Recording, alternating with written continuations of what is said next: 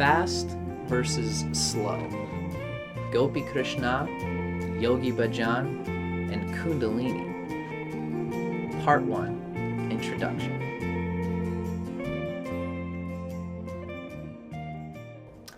Hello ladies and gentlemen, nice to see you today. My name is Dustin Cormier.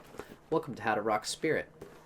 I was recently compelled to make this video because my friend Janine brought me to a Kundalini camp hosted by Yoga Lotus Center in Toronto. And I I had a deep experience with it that I'd like to share. And I'd like to contrast it with a previous experience I've had with another group of Kundalini people who go by the lineage of Gopi Krishna. They're kind of different, although, as I explained, they're going to meet in the middle in the practice of Kundalini Yoga and the phenomenon of Kundalini. I've got a little script prepared. Essentially, it's in my notebook here, so that is how I'm going to do this, as I'm going to rip through this spontaneous writing session that I had the other night where I was just deeply inspired. So I hope you guys enjoy. In today's video, we're going to talk about two different concepts of consciousness and where they meet in the middle in the practice of Kundalini and Kundalini Yoga. In particular, we're going to look at the two godfathers of modern Kundalini consciousness, at least so far as popular Western yoga culture is concerned. That's Pandit Gopi Krishna, born 1903 in Kashmir, India, and Harbhajan Singh Khalsa, also known as Yogi Bhajan, the Aquarian Sikh master, born almost 30 years later in what is now modern-day Pakistan. I plan to unfold this video to show the positive side of each man's concept of what we call humanology. Humanology is the study of human nature, its evolution, and its speculative destiny as a vessel of evolving consciousness. It's part of what Kundalini is all about, is that our bodies, our souls, are evolving. And I want this to be really, I'm really trying to ground this soul thing. For all those who watch my channel who are more scientifically minded, I invite you, I challenge you to come through this video with me and to see how I try to make the spiritual realities of Kundalini Yoga grounded in a practical, functional, materialist schema. Because I think that while they may seem dual, spirit and matter are really expressing the same evolution.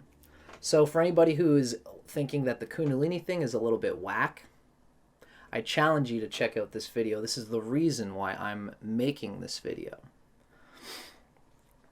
And I also plan to divulge my own criticism of each man's concept and to talk about why I think each's concept of consciousness had flaws which inevitably obstructed the transmission of their message.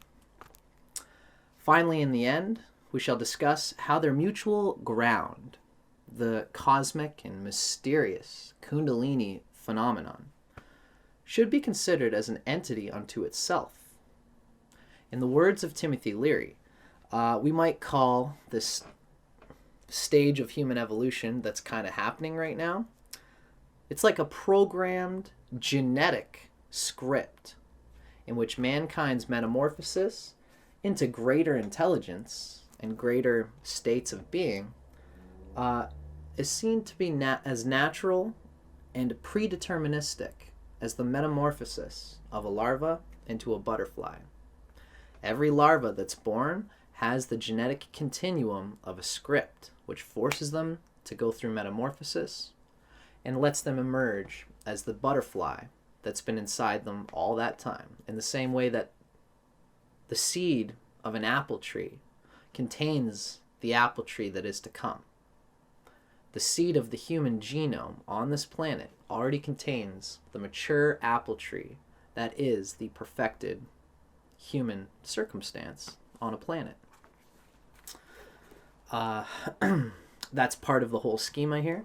Of course, any plant growing has to go through the vines, the weeds, the obstructions to that advanced state of human evolution on any planet that grows human consciousness. So the idea is that we should at least give respect to the tree that's trying to come through, and that's what Kundalini is. So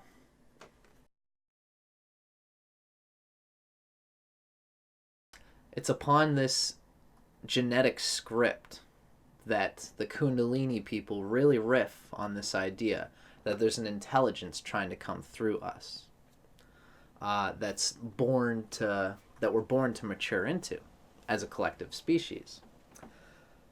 Yogi Bhajan and the Kundalini Yoga people insist on this Aquarian seed of enlightenment as a transmission of what some people call future history, or in the words of Timothy Leary, futique visions of human intelligence. Futique is a word that it's a play on words from antique, anti, and antiquated meaning the past, futique implying the future. So the Yogi Bhajan idea of this Aquarian enlightenment is bound to turn some people off unless we understand it in a framework that most materially minded people can understand based on an experience that we commonly have. That's why Timothy Leary put this whole thing not in a spiritual metaphysical schema. As soon as you mention spirit, scientists are turned off. And it's understandable because spirit, when you speak that language, it implies a duality. It implies a lack of scientific gnosis. So the framework for understanding this planetary puberty is just that, puberty. The idea is that genius, intelligence, permeates timelessly. And our planet is experiencing an astronomical awakening akin to a collective, it's a puberty that's happening where we're opening up to this maturity. So how I explain the Yogi Bhajan mystical side of this metamorphosis is through the metaphor of human puberty, this genetic script that we all experience. And I got this from Timothy Leary. It comes from Timothy Leary's The Game of Life, which has deeply inspired me.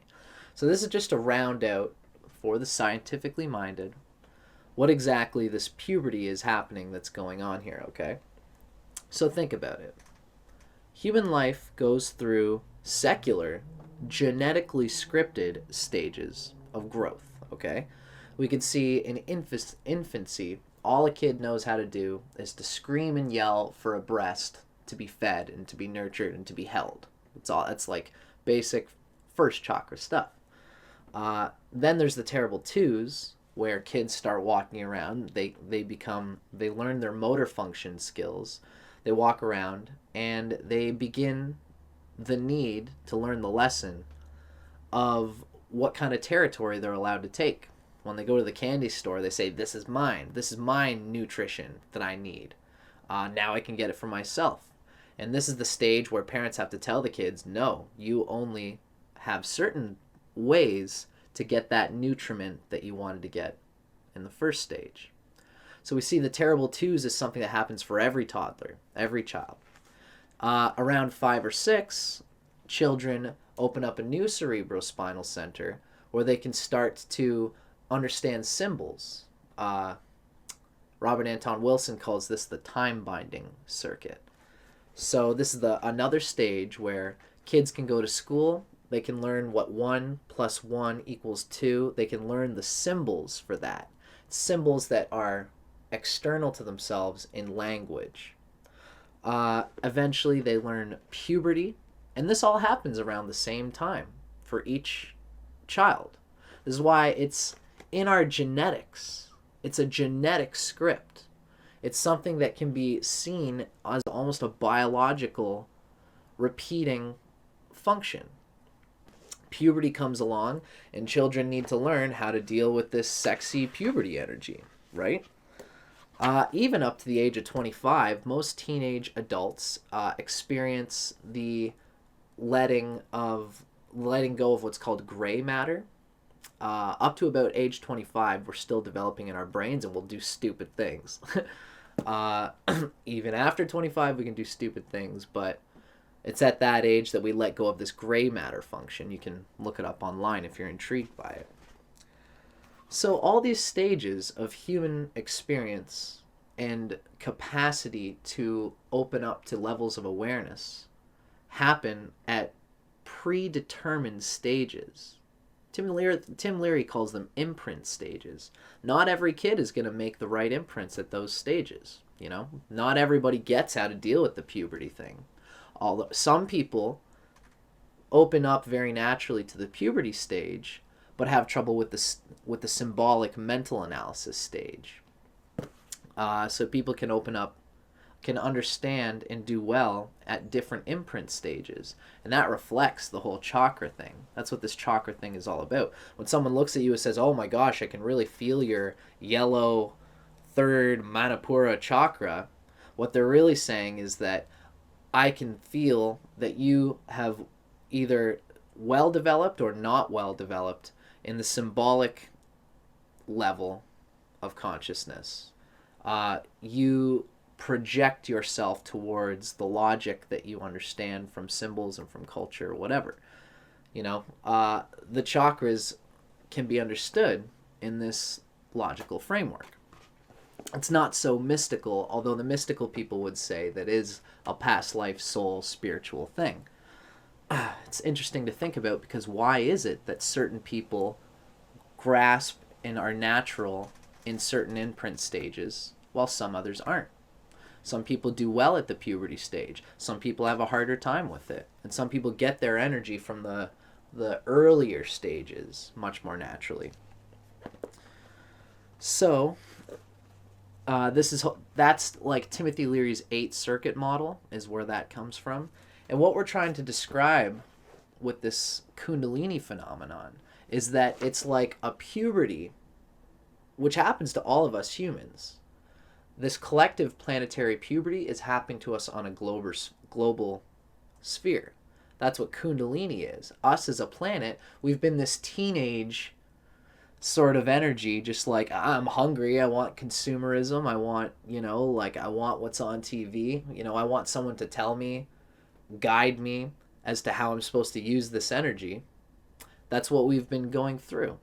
And sometimes when you're in puberty, you leak your energy and you use it in the wrong way. And again, how else do you learn how to use our energy as a planet, except by, it's not like the parents should say, don't be horny.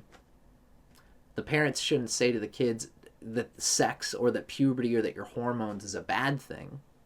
Although that's what a lot of parents have done, and that's why a lot of people have trouble still with this puberty level of awareness.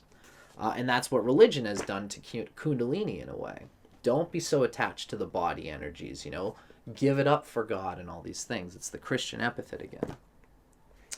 So the whole point is for us to consider that in the same way that a larva has a genetic script which turns it into a butterfly, and it's tough for the larva to go through that metamorphosis, to go inside the cocoon, and then to digest and to let that old state of being die in order to be reborn is the more beautiful thing.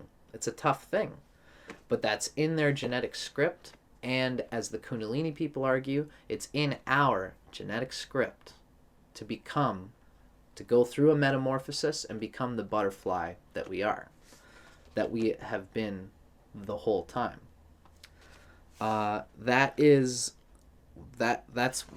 That's what this whole Kundalini thing is all about. It's the butterfly that's trying to come through us. The idea is that there are certain avatars throughout the planet who are aware of this, who are pioneers, who have seen through the age process and have looked deeply into where is this thing going. And ideally, Kundalini yoga and the containing and channeling of this energy is a good way to go about that. Now, again, this video is going to talk about the two people who have given the space for this genetic script. And it's like they're two different parents who have different ways for understanding how to deal with it.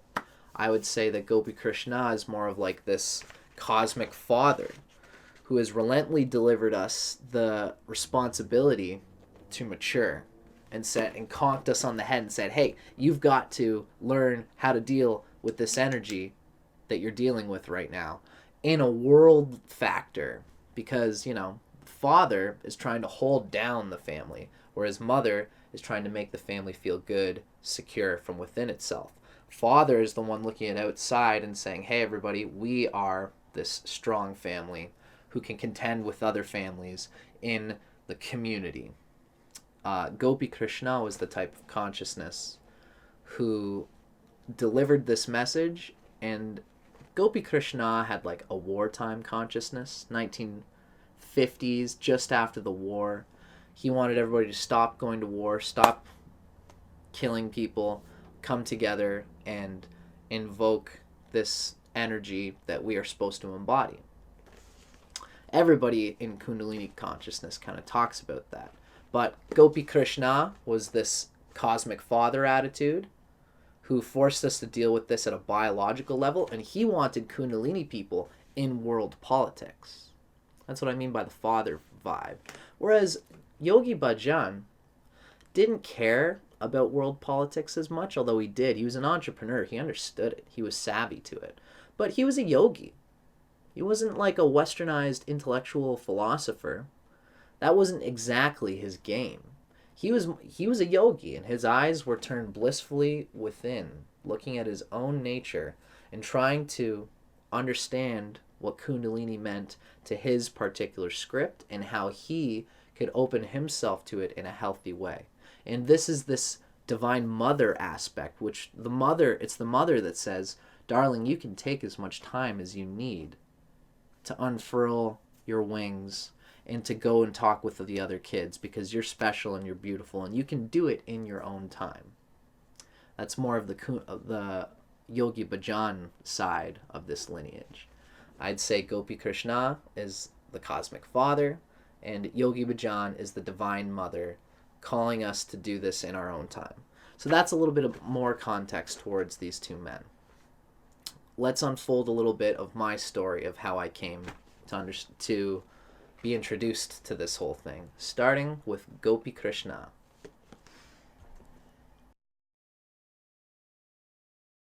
Please note that I will only be talking about the intended works of these individual men and not their personal lives. It's tough for any pioneer of human evolution to embody a leadership role while also maintaining a clear public image, because it looks like I'm a leader and this is how I think things should go. It's tough to know, like, are they really an enlightened guru, or are they just trying to, like, make themselves look bigger than everybody? So I won't speculate as to how our Western culture has received these men, as both have faced the intense scrutiny of their detractors for various reasons, which you can read for your own interest elsewhere on Google or what have you. My interest in this video is to uncover the imperative middle ground implied in their legacy, and to paint a picture of these two men, Gopi Krishna and Yogi Bhajan, as the Plato and Aristotle of Kundalini, of this Kundalini thing, so that their followers can each see what the other is missing, because their works are polarized right now and they ought to be reconciled. They're just two different cultural tropes, two different ways of seeing this same thing that is the inevitable energy and opening of the cerebrospinal centers in man. Like Carl Jung and Sigmund Freud, Gopi Krishna and Yogi Bhajan Theirs is like a necessary duality whose differences actually complement each other. And that's what I'm trying to portray. So I hope you guys enjoy this video. For anybody watching, the real crux of this video is to explain what Kundalini is all about.